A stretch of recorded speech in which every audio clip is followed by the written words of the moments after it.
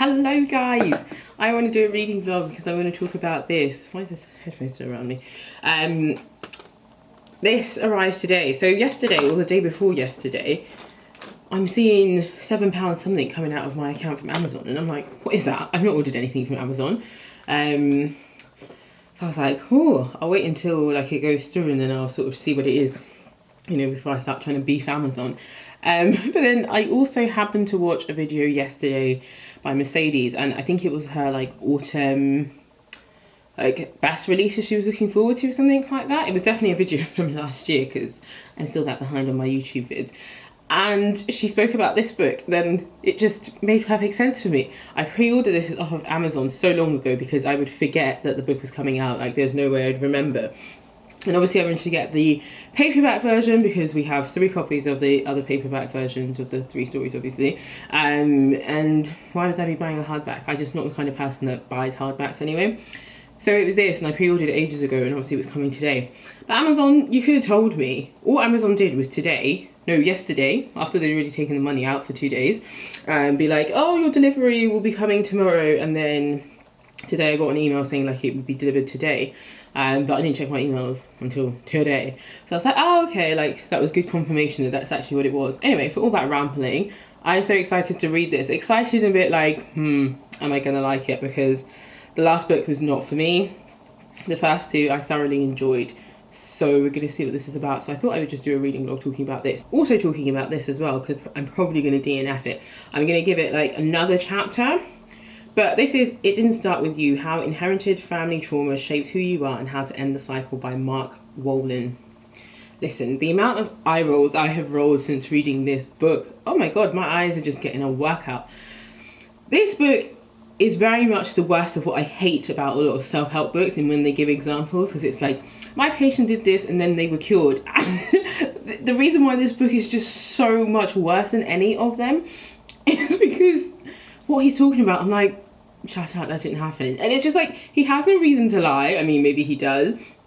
But, you know, I'm being a skeptic and being like, I don't believe that happened. But I also be like, why would he lie, Sandra? But in my hearts of hearts, I don't believe a word he's saying about any of his clients. Some of them, yes, like could have happened. But so many of them are so ridiculous that I'm just like, no, that didn't happen in one session. Or no, like, how do all these people know these things about their family? You're just like, oh, it can't be true.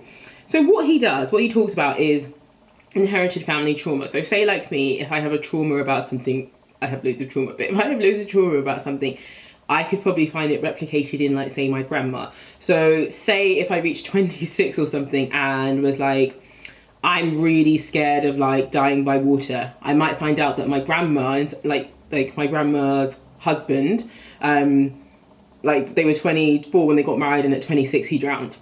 Like that's the kind of thing he's talking about. And you know, it sounds interesting and you think, oh, that could be quite a connective point. I mean, originally when I read it I was like, I think that's bullshit, but I mean, he's built his practice on it, so maybe it's not bullshit. But my god, some of the stories, I'm just like, I can't read this book and take it seriously and take the work that he's putting into it seriously if I don't actually believe the stories he's telling me. So yeah, I'm trying to find an example for you. My battery's flashing at me, so I'm like, I don't want to take too long. This last one is about this woman called Lorena. She was 19 years old and suffering from anxiety and panic attacks in social situations. She described feeling as being trapped and not being able to get out.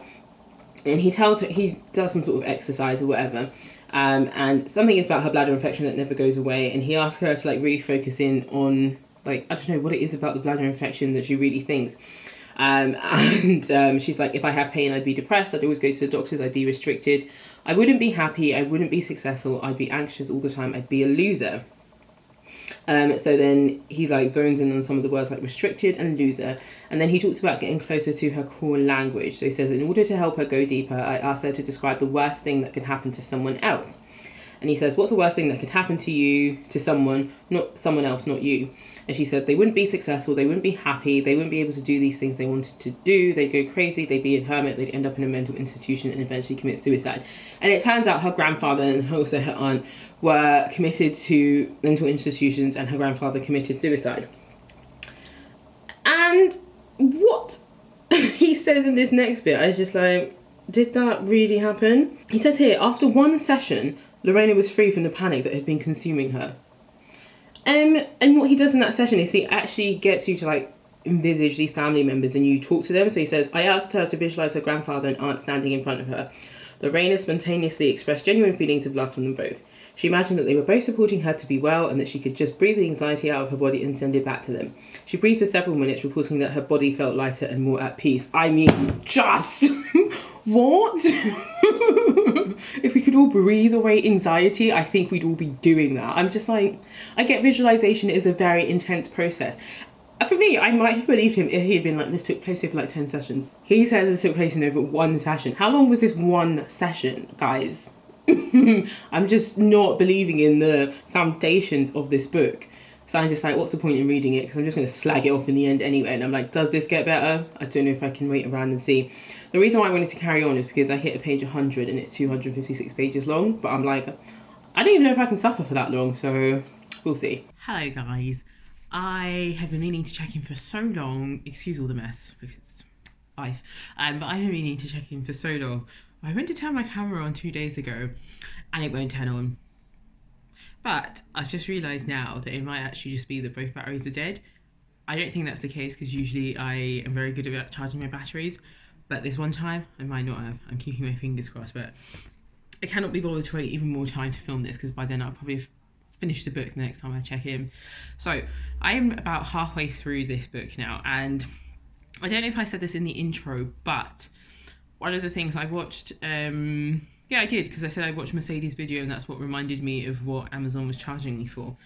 But in that video, she mentioned that she found Becky Chambers a bit kind of heavy-handed with the sort of, oh, we're all so different and stuff like that. And honestly, I haven't actually found that. In the first one, yeah, like, yes, but I was on that hype and I really enjoyed that book, so I was prepared to let it go. In this book, it is so heavy-handed, and I would have noticed it even without Mercedes mentioning it, because you can't not notice it. It is just in your face with every single interaction these people have, with every single thing that they do. So the premise is there are three people, Pay, this is the thing with these things, I don't know how to say their names, but whatever, Pie is a cargo runner. She is actually a character we have met before. She is the girlfriend of Ashby, who is the captain of the ship in the first book. And there's another guy called Roveg, and there's another character called Speaker, and they are on this planet, planet Gora, under the care of Olu and an enterprising alien and Topu. So I think Olu and Topu, I could be saying these names so wrong, are lugs. Guys, let me not try and remember what they are. They are just, wait, I can probably remember this. Okay, no. Olu and Topu are Laru. They're a species called Laru, L-A-R-U. Can't remember what Speaker is. Roveg is an anarch or something like that. Essentially, he has loads of limbs. So do the Laru as well, actually. And then Pei, I'm imagining some sort of scaly, some sort of amphibian that also has like, the way they interact and express emotions really is through their face changes colour, and people of their species can tell, but other people it has to be kind of like you have to study in order to know. So basically there are loads of people, different people from loads of different planets all stranded on this one place, because what has happened is there's been some sort of technological failure which has resulted in like some ships sort of crashing into each other. So the atmosphere above is basically chaos, and they're trying to repair that, and in the meantime people cannot fly anywhere, and these three characters have stopped over at the planet Gora as a means of like, they were stopping there anyway, and that was just going to be their sort of stopping point before they travelled elsewhere. But now they're all there together, they're all different species. We just have loads of different interactions. We've had a nice one where like they're sort of playing music at the moment, and it's about like the different music they have and the different ways that they dance, and who's heard this band and who hasn't heard this band. And there was a really nice moment with the museum where the kid Tupo is showing Roveg their museum, and it's basically a collection of all the different people that have stopped there, like items they have left or not left, the kid has just stolen, and Roveg is just sort of going through and showing them different things, and he shows the kid this like old tablet that the kid has stolen from essentially one of Roveg's species, he shows him, like, it's like old writing, and shows him essentially how they write and what the different sounds mean. And he's, you know, obviously talking in his language and making all the different sounds, and the kid is learning from him. So, you know, it's really like that, but all of it is very spoon fed to you. We know why the scene is happening, because she's trying to show us the differences in the languages that they speak and the way that they sound. So whilst, yeah, he's teaching the kid, really she's teaching us, and it just feels very obvious. It doesn't feel very natural. Every single scene serves a purpose of showing us, the reader, the differences in these groups. And I just wish there was more to the story, because I'm reading it and I know I'm just going to get more and more of that. It just feels like a bit like a lesson. Each one is a lesson, and it's like, okay, cool, but these are all fictional characters, so I'm not really sure that I need a whole ass lesson. I think this is the kind of thing that actually, if she started again, this would make a good first book, because then you could have this sort of book as the foundation, and then you could build your world out from there, so that actually we would understand different worlds. Because we've actually gone through 3 books at this point. We've gone through 3 books, and the first one, you know, took us down this road again. But I feel like if she combined her first book and this final book, she would have a complete book in which to make people understand the world and the different species in it, rather than doing this in this final book. I know they're not like chronological or anything like that, and you know, you can read them as standalones, but it just seems so redundant to me to have done this in this final book, to use this space as an info dump essentially. I don't see the point of it. It just feels like very much like a first book. And it is very much like A Long Way to a Small Angry Planet, where there is no real plot. At least in this one, you can forgive it, because in the first one, they're in the spaceship and they're supposed to be traveling somewhere, and you're just kind of like, oh yeah, what happened to the travel element, and you know, them getting to this place. Whereas in this one, they're grounded, so you can kind of forgive the fact that we're with them the whole day, and we don't have to worry about really what else is happening in the sky, and how I think they call it the General Council. I can't remember what they call it, the GC, how they are fixing everything. So yeah, I'm a little bit disappointed with this one, if I'm honest. I actually can't wait to finish it, because I just don't really feel there's much of a story.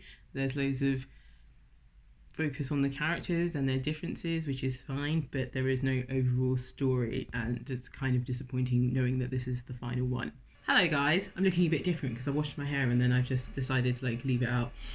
But last I was speaking to you, I was talking about Becky Chambers' book.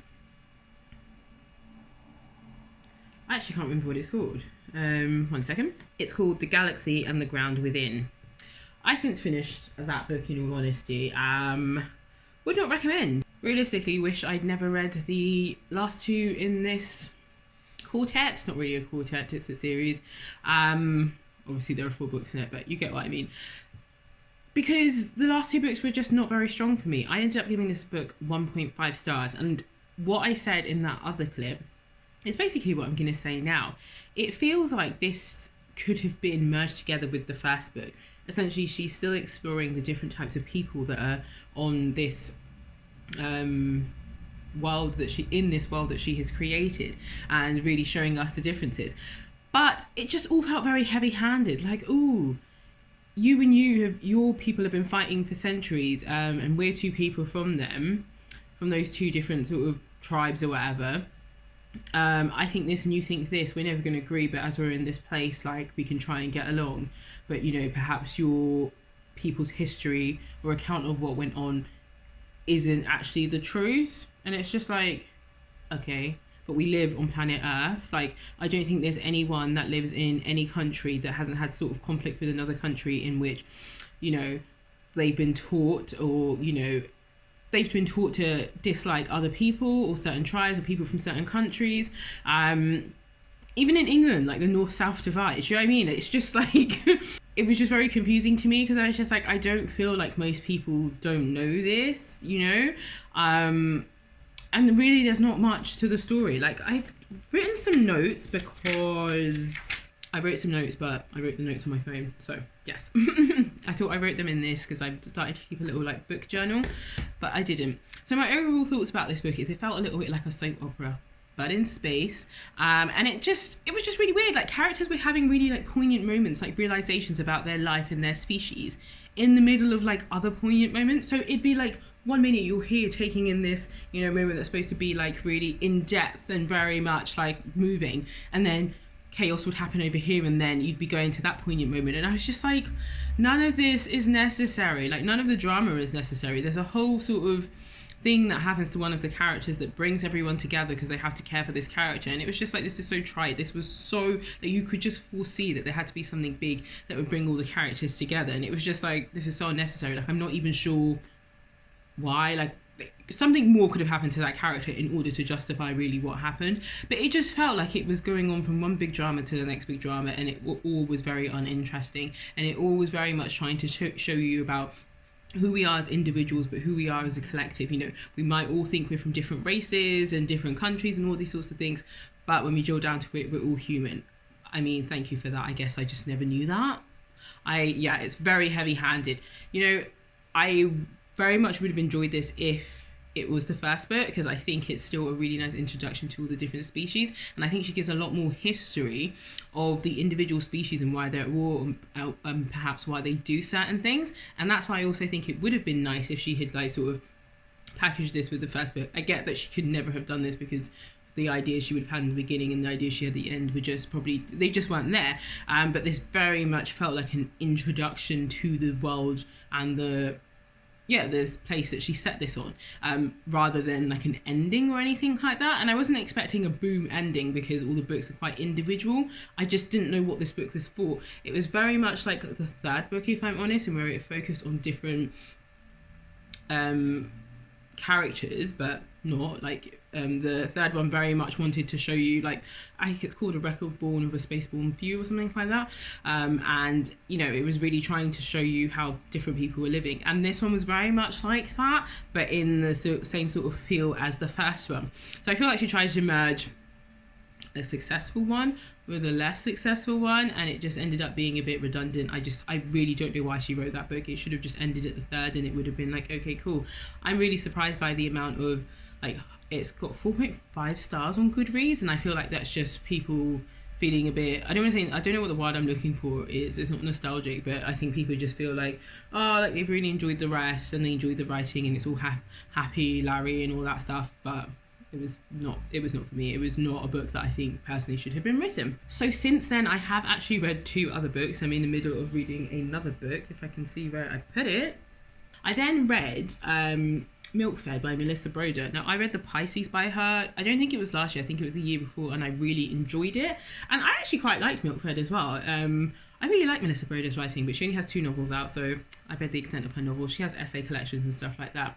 And Milk-Fed is about like a Jewish girl that has anorexia. She is also a lesbian, and yeah, she basically has this disordered eating as well, I would say. A little bit of the blurb says, Rachel is 24, a lapsed Jew who has made calorie restriction her religion. By day, she maintains the illusion of existential control by way of obsessive food rituals while working as an underling, sorry, at a Los Angeles talent management agency. And then she has a therapist, and her therapist basically tells her to take like a 90-day detox from her mum, because her mum is basically the encourager of like her eating disorder. And through this, she ends up going, well, through her ritual of obsession, she visits like this frozen yogurt place and ends up meeting one of the girls behind the counter, and you know, they form a friendship and things develop. And I just found it very interesting. Her observations, as in Rachel's observations of sex, being bisexual, being a lesbian, and just the descriptions of it are so interesting to me. Like, I just find some of it so funny, but just some of it I'm just like so engaged with, and I don't know why. And I think that very much is Melissa's thing, because if I think back to the Pisces, there were just these really graphic moments of like sex, but just other kind of perverse things, and I think that's like her jam. So Rachel did make me laugh, and I put I shared a quote on my Goodreads which I just thought was funny, with context or without context. I just thought it was hilarious. So that was an okay read. That was 3 stars. So I am currently reading at the moment The Book of Shadows by Kate Turn. I think this is part of something called the Sweep series. I can't remember how old I was when I started reading this. I had to have been like a teenager, maybe just a little bit younger than that. It was published in 2001, so I think I would have been about 9 years old when this came out, and I definitely don't remember reading it at 9 years old. But I remember reading this series, and I think Jean mentioned it on her channel like maybe a few years ago, and I was like, oh my god, I could totally remember that series. I wanted to check it out, and I just didn't, but I wanted to buy something off Amazon like a month and a half ago. and I just ended up buying this and didn't read it until now. So I am on page 124 of it, and I'm really liking it. It is very teenage. It's very nostalgic for me, I would say. It's very American teenager, when they're 16 and things like that, but with the introduction of Wicca, and a new boy has basically started at the school, and he is a Wiccan, and he has basically brought it to a couple of people in the school, and they're like doing circles and readings, and what is my cat doing? They're doing circles and readings and just learning about it in the Book of Shadows. I think a lot of this very much stems, the interest in this definitely stemmed from like watching things like Charmed and Sabrina the Teenage Witch. And I definitely remember this. So I can't remember how many books are in the series in this now. I think there's about 13. I definitely did not finish the series. I cannot remember what happens. And honestly, reading this, like none of what I read is coming back to me. Like sometimes you might be like, oh, I remember this, but I don't remember any of it. None of it at all. But I'm really liking it.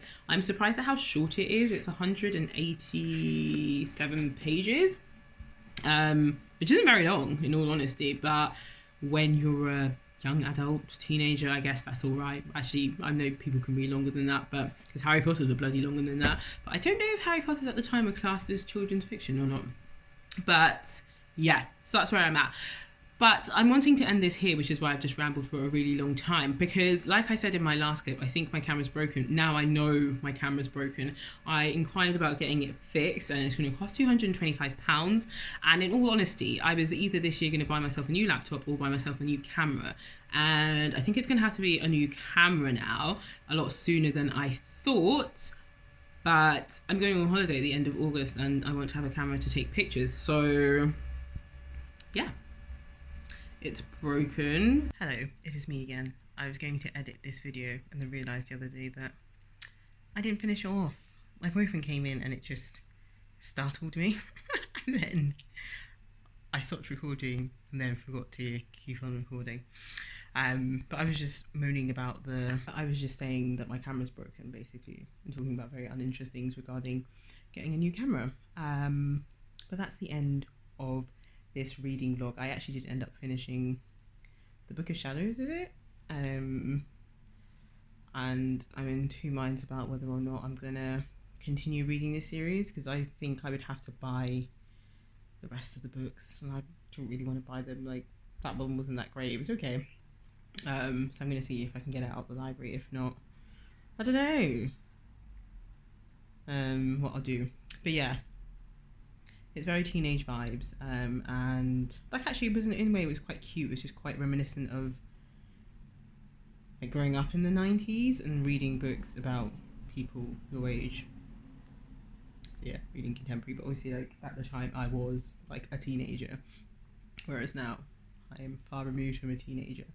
But yeah, no, it was actually okay, but I'm just in two minds about whether I continue with the series, and if I do, I will talk more about it here rather than just sitting here saying it was okay. So yeah, that's it from me. Thank you for watching this vlog. I'm sorry the quality just went downhill. That is life. Thanks for watching.